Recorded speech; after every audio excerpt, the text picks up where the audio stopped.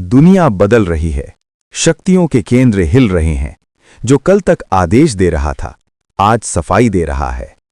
और इसी बदलती दुनिया के बीच एक देश है जो न धमकियों से डरता है, न दबाव में झुकता है। वो देश है भारत। आज हम बात करेंगे एक ऐसी रणनीति की जिसमें भारत ने रूस को भी साधा, यूरोप को भी साधा और अमेरिका को भी सोचने पर मजबूर कर दिया। ये कहानी है हिंद महासागर से लेकर यूरोप की रिफाइनरियों तक, युद्ध अभ्यास से लेकर तेल की राजनीति तक और गुट निरपेक्षता से लेकर वैश्विक चकमेट तक। पूरा वीडियो ध्यान से देखिए, क्योंकि ये सिर्फ खबर नहीं है, ये भारत की रणनीतिक जीत की कहानी है। बदलती वैश्विक राजनीति की पृष्ठभूमि। सामान्य परिस्थितियों में सेना, नौसेना और वायुसेना के संयुक्त अभ्यास एक रूटीन प्रक्रिया होते हैं। हर देश करता है, हर साल करता है। इसमें कुछ असामान्य नहीं होता। लेकिन जब यही अभ्यास वैश्विक उथल-पुथल के बीच हो, जब दुनिया पर टैरिफ, प्रतिबंध और धमकियों की बारिश हो रही हो, तब एक युद्ध अभ्यास सिर्फ अभ्यास नहीं रहता, वो एक संदेश बन जाता है। आज दुनिया एक ऐसे दौर से गुजर रही है जहां एक महाशक्ति अपने वर्चस्व को बनाए रखने के लिए दूसरे देशों पर टैरिफ के नाम पर दबाव बना रही है। कभी व्यापार रोकने की धमकी, कभी संसाधन छीनने की चेतावनी, कभी पूरे क्षेत्र को पलट देने का दावा। और इसी माहौल में भारत शांति से, बिना शोर किए अपनी चाल चलता है। भारत की पुरानी नीति आज भी उतनी ही प्रासंगिक। भारत कोई नया खिलाड़ी नहीं है। शीत युद्ध के दौर में जब दुनिया दो खेमों में बटी थी, तब भारत ने गुट निरपेक्ष आंदोलन की नींव रखी थी। मतलब साफ था, हम किसी के खिलाफ नहीं, लेकिन किसी के गुलाम भी नहीं। आज दशकों बाद वही नीति एक नए रूप में सामने आ रही है। नाम भले बदला हो, पर आत्मा वही है। इसी नीति का उदाहरण है भारत रूस संयुक्त नौसैनिक अभ्यास।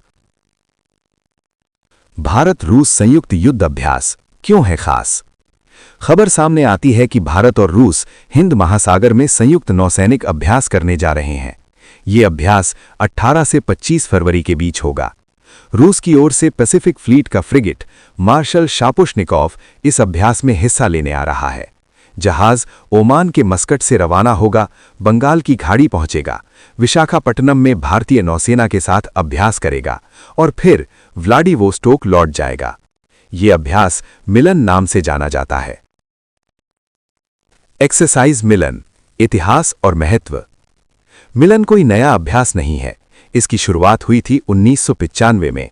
हर 2 साल में इसका आयोजन होता है और 2026 में ये इसका 13वां संस्करण है। लेकिन इस बार एक फर्क है। इस बार भारत ने लगभग 135 देशों को आमंत्रण भेजा है। 135 देश, एक महासागर। इस सूची में शामिल हैं अमेरिका, रूस, जापान, ऑस्ट्रेलिया और कई अन्य प्रभावशाली नौसैनिक शक्तियां। भारत ने साफ कहा है, हिंद महासागर खुला है, आओ, सीखो, समझो और देखो कि यहां की रणनीति क्या है। यह सिर्फ अभ्यास नहीं है, ये एक रणनीतिक प्रदर्शन है, एक संदेश है कि हिंद महासागर पर भारत की पकड़ है। रूस की मौजूदगी क्यों बनती है बड़ा संकेत? आज के समय में रूस को पूरी तरह अलग थलग करने की कोशिश हो रही है। आर्थिक प्रतिबंध, राजनीतिक दबाव, सैन्य अलगाव। ऐसे माहौल में रूस का भारत के साथ खुलेआम हिंद महासागर में अभ्यास करना अपने आप में एक बड़ा संकेत है। ये संकेत सिर्फ अमेरिका के लिए नहीं, ये पूरी दुनिया के लिए है। बड़ा सवाल, क्या भारत ने रूस को साध लिया? क्या भारत ने अमेरिका को बैलेंस कर लिया? या फिर भारत ने कोई नया रास्ता निकाल लिया?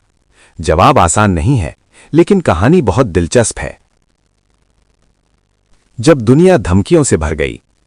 हाल ही में वैश्विक मंचों पर धमकियों का दौर चला। कभी ग्रीनलैंड छीनने की बात, कभी यूरोप पर टैरिफ, कभी व्यापार युद्ध। लेकिन जैसे ही यूरोप ने पलटकर जवाब देना शुरू किया, धमकियों की हवा निकल गई और यहीं से देशों ने अपने अपने रास्ते निकालने शुरू किए। भारत ने भी। यूरोप के साथ भारत की चाल। टीजर। यूरोप, जो कभी दूसरों के कहने पर भारत पर दबाव डालता था, वही यूरोप आज भारत के पास ट्रेड डील लेकर खड़ा है। कैसे, क्यों और किस कीमत पर? अगर आपको ये विश्लेषण पसंद आया हो तो वीडियो को लाइक कीजिए। अगर आप नए हैं तो चैनल को सब्सक्राइब जरूर कीजिए और अपनी राय कमेंट बॉक्स में लिखिए। क्या भारत वाकई सबको साधने में सफल हो गया है? पार्ट 2 में हम बात करेंगे तेल की राजनीति, यूरोपियन यूनियन की डील और अमेरिका की उलझन पर। धन्यवाद। अपना ख्याल रखें।